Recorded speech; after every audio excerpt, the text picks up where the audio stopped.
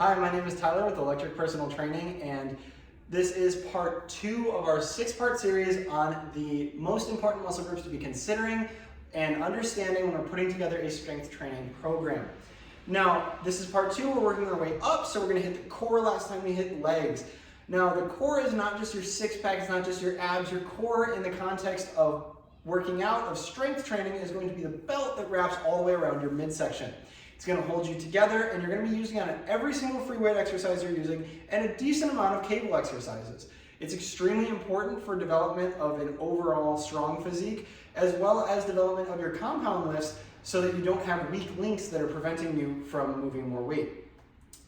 Now, we're going to go ahead and start on the back with the spinal erectors. That's going to be our pink region over here on the diagram. Now, it is a little bit misleading. The pink region is covering the lumbar fascia, which the spinal erectors are going to sit under, so you're not actually able to see them.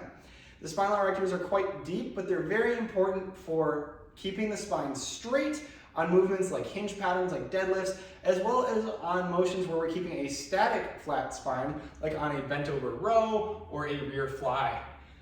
It's going to be important to have strong spinal erectors to keep good posture as well when doing exercises while holding free weights out in front, like something like a bicep curl. Holding the weight out front is going to pull our torso forward, and we need to use our lower back to keep it up. Now, to keep good posture and to reduce lower back pain, it's also important to have a strong lower back so that our overall posture is solid. It's all part of our posterior chain, and the spinal erectors are right in the middle of the posterior chain, so they can be responsible for pain all over if they're too tight or too loose or too weak. Now, the best way to work these is simply by incorporating hinge patterns into your routine. That means some kind of deadlift, whether it's a traditional deadlift or you're using a stiff leg deadlift or Romanian deadlift. Any of these deadlift variations are fantastic because we're maintaining a neutral spine while moving our hips and keeping the spinal erectors engaged. This is important because the spinal erectors are going to be critical for every single movement. I've said it a bunch of times already, I'm going to keep saying it because they're so important and often left behind when it comes to strength training. Now, low back extensions are also a fantastic option for working the low back if you have access to the machine. Although I am going to note it's probably best to work the low back at the very end of your workout if you're going to work it out individually. That is, if you're doing deadlifts, don't consider this, but if you're working the lower back separately, doing low back extensions, put it at the end of your workout. And the reason for this is we're going to be really working those spinal erectors, which don't get the same amount of blood flow compared to a lot of our other muscles, especially our more superficial muscles.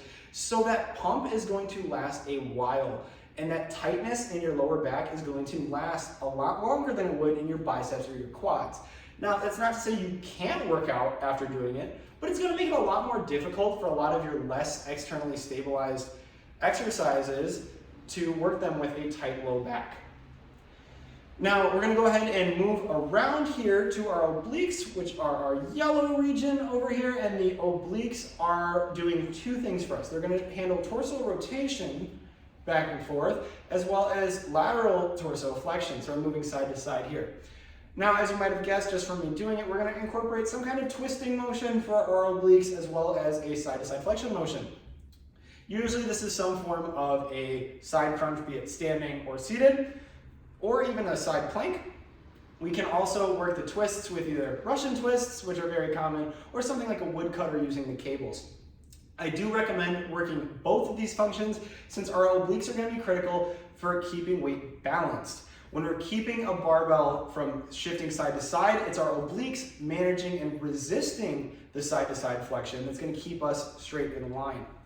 It can also be beneficial to load one side of a barbell and simply hold it so that you have to practice that stabilization internally with the obliques. The obliques are huge for internal stabilization, and they also help along with the lats to give you a more tapered torso look because they come here on the sides and wrap around, so more defined obliques along with more defined lats will really bring the amount of your torso from your shoulder to your waist in at an angle that appears to make you thinner.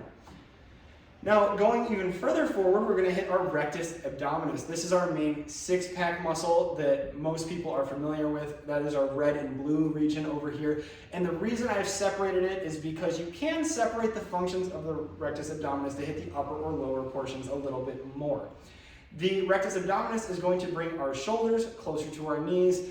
That's a less technical way of doing it, but it's a great way to think about it. Think of a crunch. We're going to be bringing our hips closer up or our entire torso lower down, and that's how we're going to separate these movements.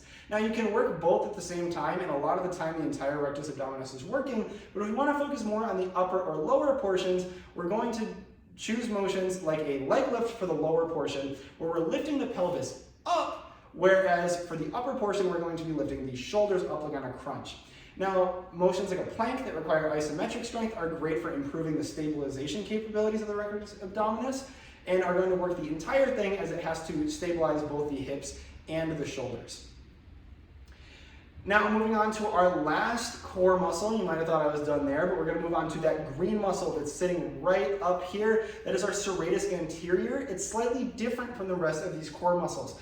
Now the serratus anterior is often forgotten because it doesn't handle the same core mechanics that the rest of the core we've spoken about does, where it's handling more the spine and the torso. The serratus anterior is going to handle our shoulders. Now our shoulders are our most mobile joint, so we need to be very concerned with how stable they are. We need to make sure on movements like overhead presses that our shoulders aren't wobbling around and we're actually able to press with the right range of motion and without going into areas that we don't want to for the sake of our rotator cuffs. Now our rotator cuffs aren't going to be able to handle everything, so our serratus anterior is going to stabilize our scapula. Our serratus anterior is going to help most with pushing the scapula forward to control them there. They're often considered the boxing muscle because boxers have very defined serratus anteriors, which come like a rib extension down here to extend the rib cage. They almost look like a claw from punching and extending the scapula on a punch.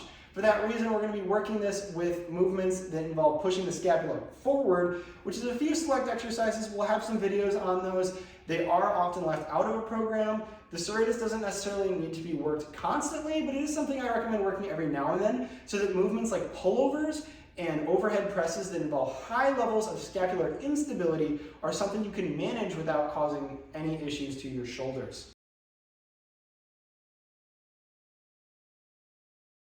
All right, now let's go over some tips for the core. The core is a muscle group like every other. It's not unique. It's unique in the way that you need to make sure that it's being hit, because people skip it uniquely often. But other than that, there's nothing special about the core.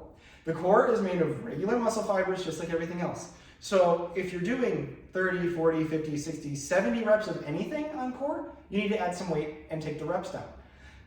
There's no point in doing an excessive number of reps or for an excessive amount of time on your core.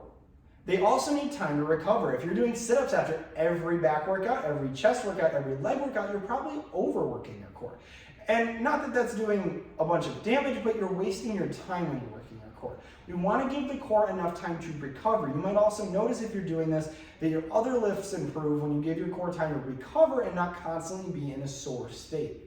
Now, even if your core doesn't feel sore, it's probably still recovering from the workout prior for at least a day or two. So you shouldn't be doing core workouts back to back unless you separate it. And that's why I've taken apart the core. So if you do want to do core every day, you can separate it. One great way to do this is to, on your back day, whichever day you hit back, either your pull day, your back and chest day, whatever day involves your back, hit your lower back. On whichever day involves your legs, hit your obliques. Whichever day involves your arms, hit your rectus abdominis, and throw the serratus in there whenever you hit shoulders. That's a great way to do it. That's my way of doing it. Whatever way you want to go with, go for it. Just split it up if you want to do core every day. That way you can only spend maybe 5 to 10 minutes working core every day.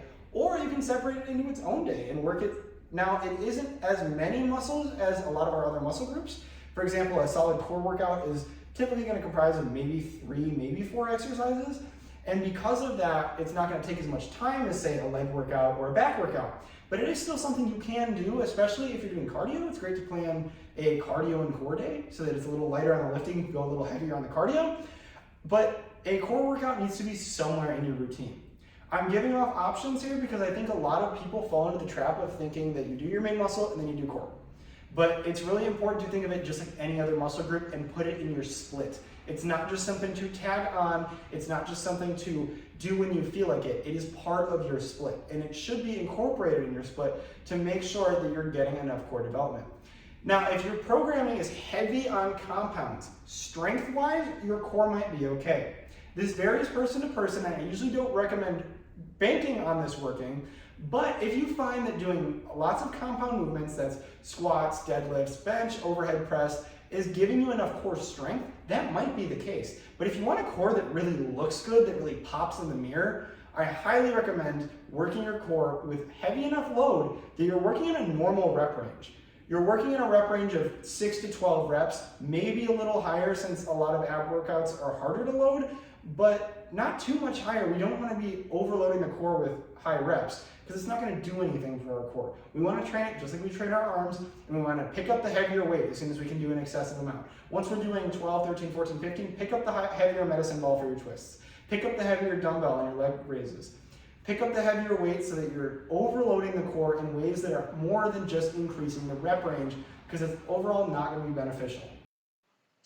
And that's about going to wrap it up for this one. Thank you so much for watching. If you like this content and want to see more fitness content from EPT, go ahead and subscribe here for more videos, as well as on Facebook and Instagram at EPT Evanston.